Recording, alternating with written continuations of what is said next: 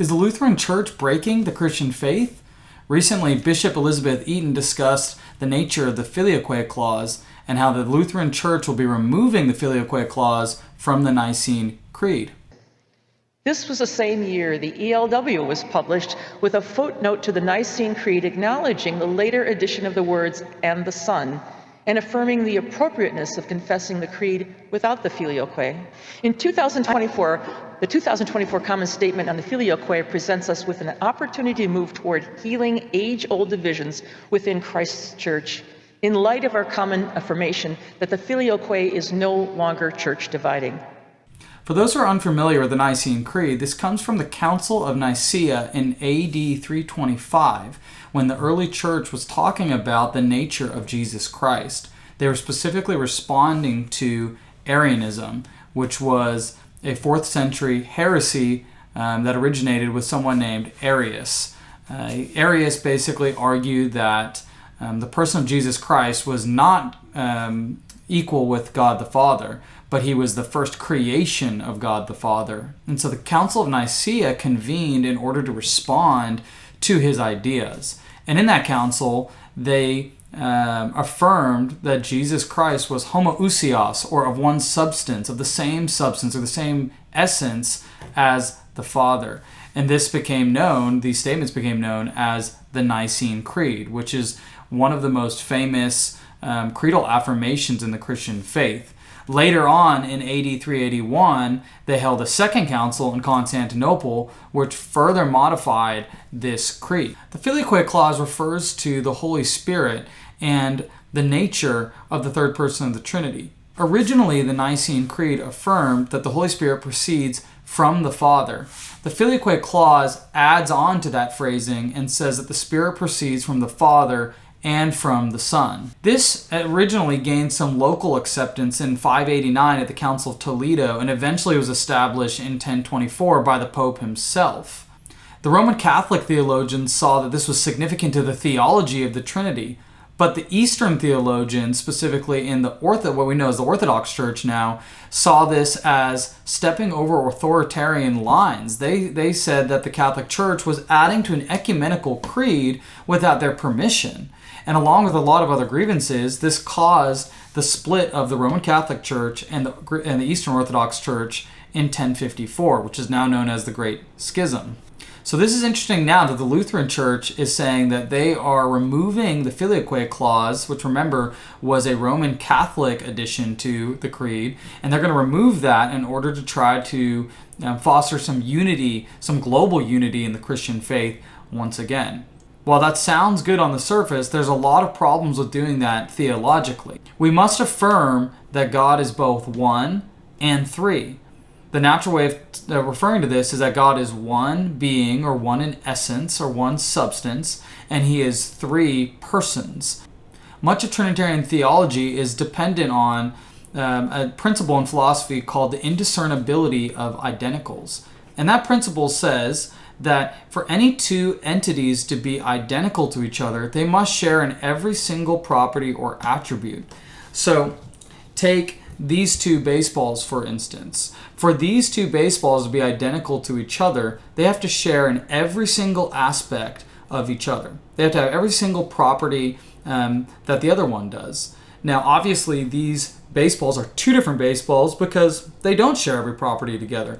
Even if they were the same size and the same weight and have the same amount of seams on them, they are located in different places. So they don't share every single thing together. And that's why we say these are two baseballs instead of one.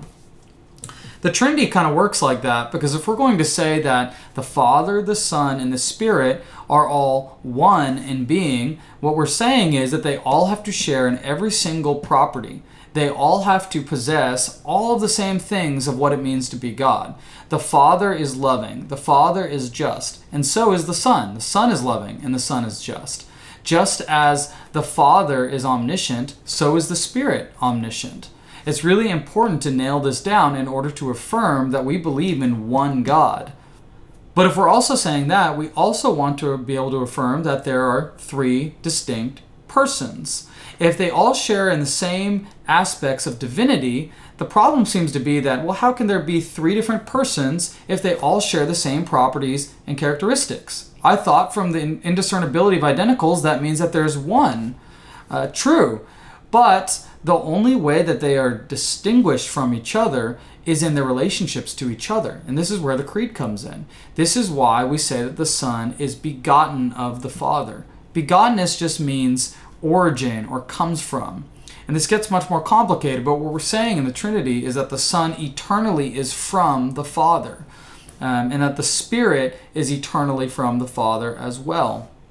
Now, the problem with the Filioque clause, what they're trying to solve, was that if you say that the Son is eternally from the Father and that the Spirit is eternally from the Father, now these two, the Son and the Spirit, don't differ in any respect at all. They have all the same properties, including being from the Father. Now, if that's the case, you wouldn't have a Trinity. You would only have two persons instead of three. So the Filioque clause is important because it adds one thing that is different about the Spirit than the Son. The Spirit is not just from the Father. The Spirit is from the Father and from the Son. And so because of that, it helpfully individuates the three persons from each other. Now, don't hear me wrong. I'm not saying that these principles that we're recognizing are man-made things in order to make the Trinity make sense. What I'm saying is this is what early theologians were thinking about in order to understand the scriptural revelation about who God is and to do theology correctly, to make sense of how God could be one in being but three in personhood. And these were the principles that upheld that. And so if we just simply take that away, if we remove that clause from the Nicene Creed, while that could, in theory, foster some unity, what it's going to do is actually break the Trinity. It's not going to make sense of the threeness of God within Trinitarian theology, and that could be a huge problem. Many scholars argue that the Filioque clause in the early periods of the church wasn't disagreed upon, that the East actually agreed with the Filioque clause in terms of the Trinitarian theology it represented. What they disagreed with was the Catholic Church's addition of the Filioque clause without their permission. This is what led to the split. That's why I think this is a little bit curious from the evangelical Lutheran Church in America, because if they're trying to remove this clause from the Nicene Creed, I think it misunderstands what the dispute actually is. The dispute between the Roman Catholic Church and the Orthodox Church runs far deeper than just the Filioque clause itself, at least the theology of the Filioque clause. And removing this phrase that might seem simple to many people would actually be disastrous for Trinitarian theology, which is why I argue that the Filioque clause isn't necessary to upholding what we believe about God, and that's why it should stay in the Nicene Creed. If you want to see more content like this, please like, comment on this video, and subscribe. I'll be talking more about theology, breaking down things in the world, and breaking down theological terms. And if that's your thing, follow me here.